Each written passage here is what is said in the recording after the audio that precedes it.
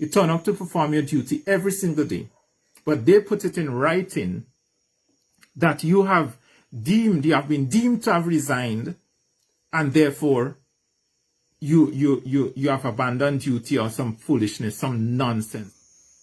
I just want to talk to you a little in light of the madness that is taking place here in St. Vincent and the Grenadines, because we have a lot of craziness happening. And I also want to take the opportunity to give you a little update on my personal situation as a lecturer. Well, as a lecturer at the St. Vincent and the Grenadines Community College. And you know what has been happening over the past month or so, and my own thoughts about what has been happening. And you know, so please share the live, share the live, share the live. We have much to talk about tonight. Like I said, I'll be brief, just about 20 minutes to talk to you a little bit. Now, if you know a parent that is going to be sending his or her child to school tomorrow, tell them, look at this live tonight, and many more to come, because we're going to speak clearly. We're going to talk to you as it is. All right? Because one thing I can tell you is that, like I wrote on a Facebook post earlier, 2021 was just the introduction.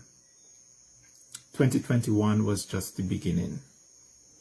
So if you think that at this point in time you can feel comfortable looking at teachers not being able to return to school because they have been dismissed in December, or they have been, in my case, not dismissed, but there is no longer a place for me at the St. Vincent and the Grenadines Community College.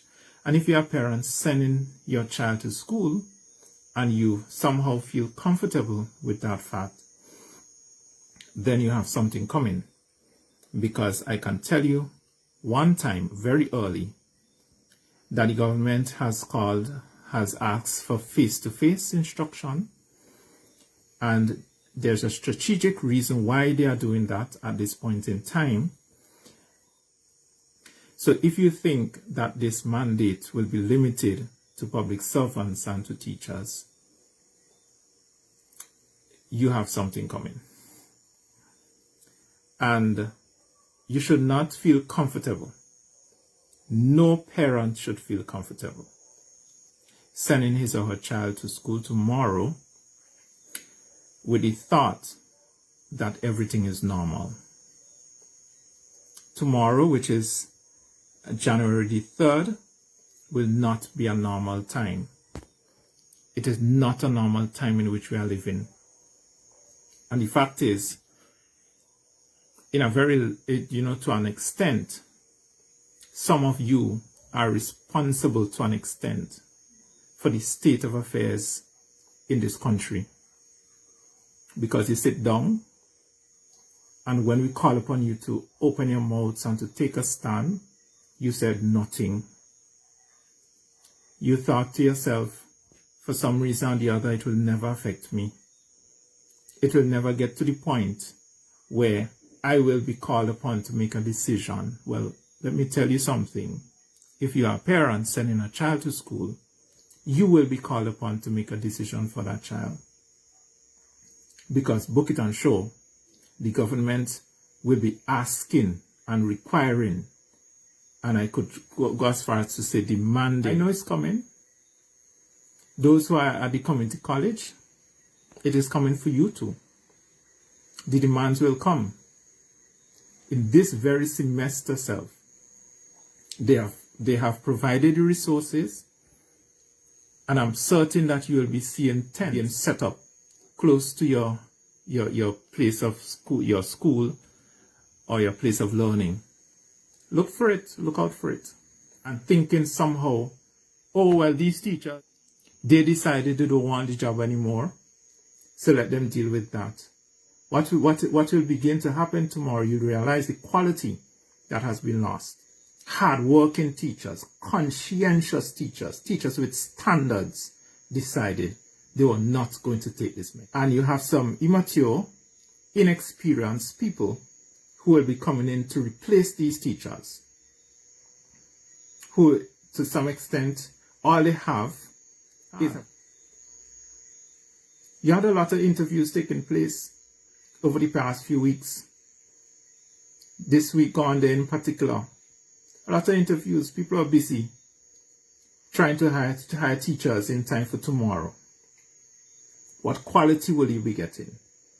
When a person sits down and weighs his options, and he looks at the science, he does his research, he or she, and they've come to a conscientious decision, you know you're dealing with quality people.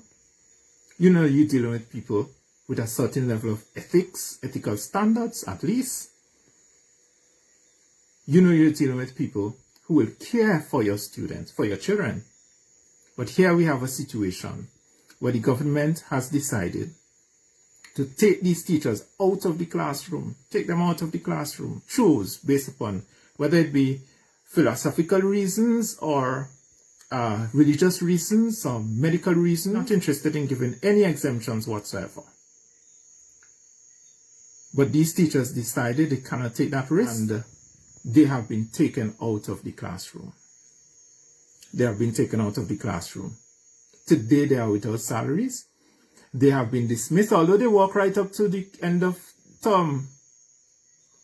You ask yourself the question, how these results were produced for these students, how these papers were marked, how these records, where did they come from? It's very same teachers who the government decided to dismiss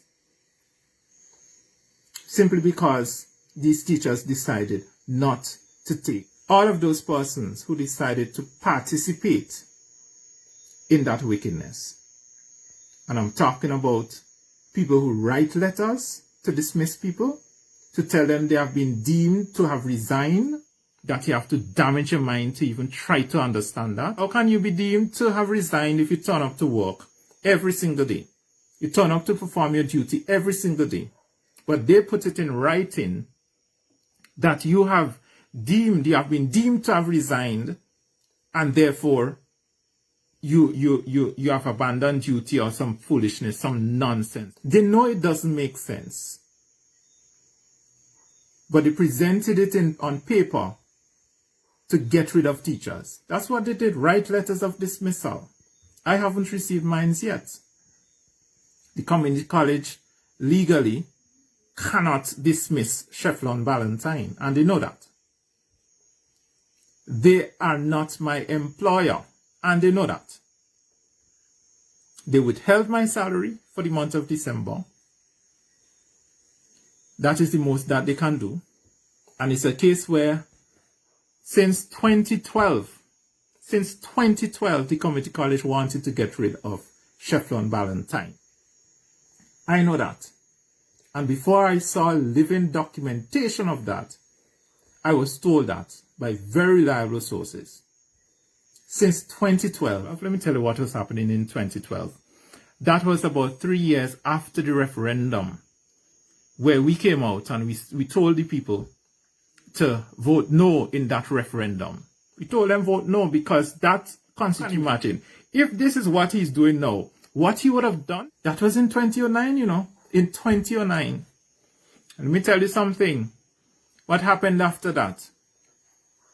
After 2009, you had the 2010 general elections. They won. And this individual, Shefflin Ballantyne, put forward himself to run for the elections in North Windward on behalf of the NDP, and was already campaigning, preparing himself for the candidacy in North Windward. And all of them know that. And so in 2012, what did they decide to do? They decided to get Shefflin Ballantyne out of community college. You understand what I'm telling you? That's what they decided to do. They didn't get through in 2012 because there wasn't any vacancy in the public service.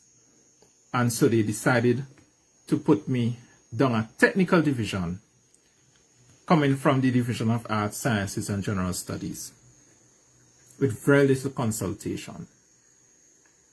And the very persons who are instrumental and involved in that are still at the community college, the helm of the community college. So when they decide to spite me in withholding my December salary without any sort of notice, nothing whatsoever came from the college to say, well, dear Mr. Ballantyne, please note that as a result of X, Y, and Z, the college is not duty bound to pay you whatever. You could have penned something, but absolutely no communication. The last communication, not the last, but the one before the last, which denied my application for religious exemption, was so badly written that they addressed me as dear sir, madam.